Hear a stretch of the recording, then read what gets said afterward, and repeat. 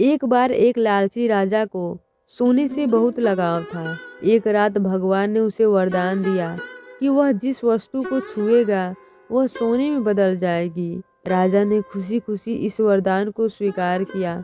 सुबह उसने अपने बिस्तर को छुआ और वह सोने का बन गया। वह हर चीज को सोने में बदलने लगा। जल्द ही राजा को भूख लगी, लेकिन जैसे ही उसने फल और पानी को छुआ वो भी सोने में बदल गए। तभी उसकी बेटी दौड़कर उसके पास आई। राजा ने उसे गले लगाया और वह भी सोने की मूर्ति बन गई। राजा को एहसास हुआ कि लालच ने उसे सब कुछ छीन लिया। वह भगवान से माफी मांगने लगा। भगवान ने दया करके वरदान वापस ले लिया और उसकी बेटी को जीवित कर दिया।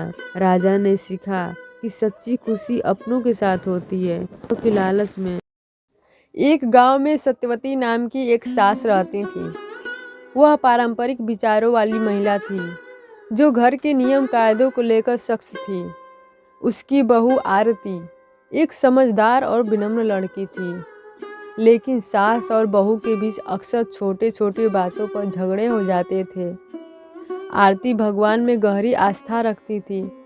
वह अक्सर प्रार्थना करती, हे परमात्मा, हमारे परिवार में शांति और प्रेम बना रहे।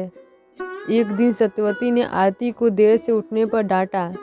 आरती ने कहा, माँ जी, रात को बच्ची की तबीयत ठीक नहीं थी, इसलिए मैं देर से उठी।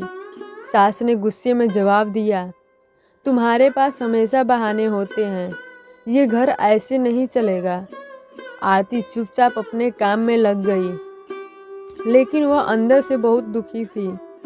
उसने भगवान से प्रार्थना की, हे परमात्मा, मुझे सहन शक्ति और समझदारी दो ताकि मैं माँ जी का दिल जीत सकूं। कुछ दिनों बाद गांव में एक सत्संग का आयोजन हुआ। सत्यवती और आरती दोनों सत्संग में गईं। सत्संग में गुरु जी ने समझाया, घर एक मंदिर है। अगर घर के सदस्यों के बीच प्रेम और सामंजस्य नहीं है तो यह मंदिर खंडित हो जाता है। सास बहू का रिश्ता माँ बेटी जैसा होना चाहिए। गुरु जी ने एक कहानी सुनाई। एक बार एक महिला ने अपनी सास को सुधारने के लिए भगवान से प्रार्थना की, लेकिन भगवान ने जवाब दिया, तुम खुद को सुधारो, सास अपने आप बदल जाएंगी। महिला ने अपने व्यवहार में बदलाव किया और सास का दिल जीत लिया। सत्संग के बाद सत्यवती सोच में पड़ गई। उसने महसूस किया कि वह आरती के प्रति कठोर रहती है। वही आरती ने भी सोचा, मुझे माँ जी की बातों को समझने की कोशिश करनी चाहिए।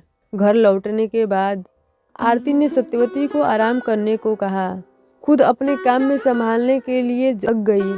सत्यवती ने देखा कि आरती ने बिना शिकायत सभी काम पूरे किए। एक दिन उसने आरती से कहा, तुम बहुत मेहनती हो, मैंने तुम्हारे साथ कभी ठीक से बात नहीं की। आरती ने जवाब दिया, माँ जी, आप मेरी माँ जैसी हैं। अगर मुझसे कोई गलती हो तो मुझे सिखाएं। धीरे धीरे दोनों के बीच प्रेम और समझ बढ़ने लगी। सत्यवती ने आरती को अपने बेटी की तरह अपनाया और आरती ने उन्हें अपनी माँ के समान मान लिया। एक दिन जब पूरा परिवार सत्संग में गया, गुरु जी ने कहा, परिवार में प्रेम और सामंजस्य परमात्मा का सबसे बड़ा आशीर्वाद है। जब हम दूसरों को बदलने की बजाय खुद को बदलते हैं तो परमात्मा हमारी मदद करते हैं। सत्यवती और आरती ने गुरु के चरणों में प्रणाम किया और परमात्मा का धन्यवाद दिया। गांव में सत्यवती और आरती की कहानी हर किसी के लिए प्रेरणा बन गई। उनके परिवार में अब प्रेम और शांति का वास था। रिश्तों में प्रेम और समझ में बड़े बड़े झगड़े सुलझाए जा सकते हैं। दूसरों को बदलने की बजाय खुद में बदलाव लाना महत्वपूर्ण है। परमात्मा का आशीर्वाद वहीं मिलता है जहाँ प्रेम, शांति और सामंजस्य होता है। कई वर्षों पहले एक राजा के राज्य में सूखा पड़ा। खेती नहीं हो पा रही थी और लोग भूख से परेशान थे। राजा ने अपने मंत्रियों के साथ विचार किया और घोषणा की, जो व्यक्ति बंजर भूमि को उपजाऊ बनाएगा उसे मैं आधा राज्य इनाम में दूंगा। यह सुनकर सभी गांव वाले उत्साहित हो गए। हर कोई अपने अपने तरीके से भूमि को उपजाऊ बनाने की कोशिश में लग गया, लेकिन कोई सफल नहीं हुआ। गांव में रामू नाम का एक किसान था। वह गरीब था, लेकिन उसका दिल बहुत बड़ा था। उसने सोचा, मैं भले ही बंजर भूमि को उपजाऊ न बना पाऊँ, लेकिन अगर इस काम में कोशिश न की तो यह मेरी मेहनत और सच्चाई के खिलाफ होगा। रामू ने काम शुरू किया। उसने अपनी बचत से बीज खरीदे और दिन रात मेहनत की। वह रोज सुबह जल्दी उठता, भूमि की खुदाई करता और पानी का प्रबंध करता। एक दिन जब वह काम कर रहा था, उसे मिट्टी के नीचे एक पुरानी तिजोरी मिली। तिजोरी में सोने, चांदी और रत्न भरे हुए थे। रामू ने सोचा, यह धन मेरे लिए बंजर भूमि उपजाऊ बनाने में सहायक हो सकता है। लेकिन उसके दिल ने उसे रोका। उसने खुद से कहा, यह धन मेरा नहीं है, इसे राजा के पास ले जाना मेरा कर्तव्य है।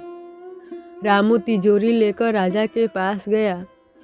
राजा ने उसकी ईमानदारी की प्रशंसा की और पूछा, यह तिजोरी देखकर तुम्हारा मन नहीं डगमगाया?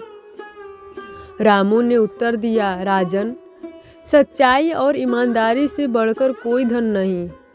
अगर मैं यह धन रख लेता तो मेरा आत्मसम्मान हमेशा के लिए खो जाता। राजा ने उसे इनाम देने का वादा किया और कहा, जाओ अपना काम जारी रखो। कुछ महीनों बाद रामू की मेहनत रंग लाई। बंजर भूमि में फसल लहराने लगी। यह देखकर राजा बहुत खुश हुआ। उसने रामू को आधा राज्य देने का वादा पूरा किया। जब रामू ने आधा राज्य स्वीकार करने से इनकार कर दिया तो राजा चौंक गया। रामू ने कहा, राजन, मुझे राज्य नहीं चाहिए, मुझे बस यह भूमि चाहिए, ताकि मैं और मेरे जैसे किसान मेहनत से इसे हरा भरा रख सकें। राजा ने रामू को भूमि का स्वामित्व सौंप दिया और उसकी मेहनत और सच्चाई ने मुझे यह सिखाया, सच्चा राजा वह है जो लोगों को जीत सके, यह उसने कह दिया। रामू की ईमानदारी, मेहनत और दया भाव की कहानी पूरे राज्य में मशहूर हो गई। इससे हमें यही प्रेरणा मिलती है कि सच्चाई और मेहनत का फल हमेशा मिलता है, भले ही रास्ता कठिन हो। ईमानदारी और सच्चाई का मार्ग हमेशा सही होता है। मेहनत और लगन कभी व्यर्थ नहीं जाती। दया और कर्तव्य परायणता इंसान को महान बनाती है। एक बार एक मनिहारी और एक सब्जी वाला बाजार गए। दोनों ने अपना सामान खरीदा और उसे ढोने के लिए ऊँट की मदद ली। ऊँट वाले ने सुझाव दिया कि दोनों का सामान एक ऊँट पर लाद दिया जाए, क्योंकि किसी के पास अकेले पूरे ऊँट के वजन नहीं था। ऊँट पर एक तरफ सब्जी और दूसरी तरफ चूड़ियाँ लादी गई। सब्जी वाला और मनिहारी ऊँट के साथ चलने लगे। रास्ते में ऊँट सब्जियाँ खाने लगा, जिसे देखकर मनिहारी हंसने लगी। ऊँट वाले ने कहा, अरे हंसती क्यों है? यह ऊँट है, न जाने कब किस करवट बैठ जाए। जब मंजिल पर पहुँचे तो ऊँट उस करवट बैठा जहाँ चूड़ियाँ रखी थी। सारी चूड़ियाँ टूट गई और मनिहारी रोने लगी।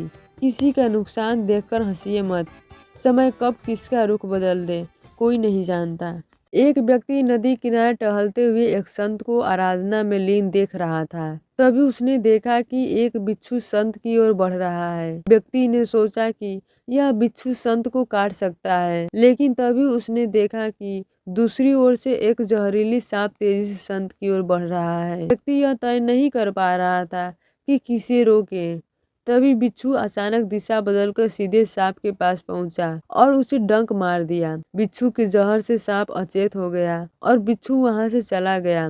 यह देख व्यक्ति चकित हो गया। जब संत ने आंखें खोली तो उसने उन्हें सब कुछ बताया। संत मुस्कुराते हुए बोले, मारने और बचाने वाला ईश्वर है। जो सच्चे मन से प्रभु का स्मरण करता है, उसकी रक्षा स्वयं प्रभु ही करते हैं।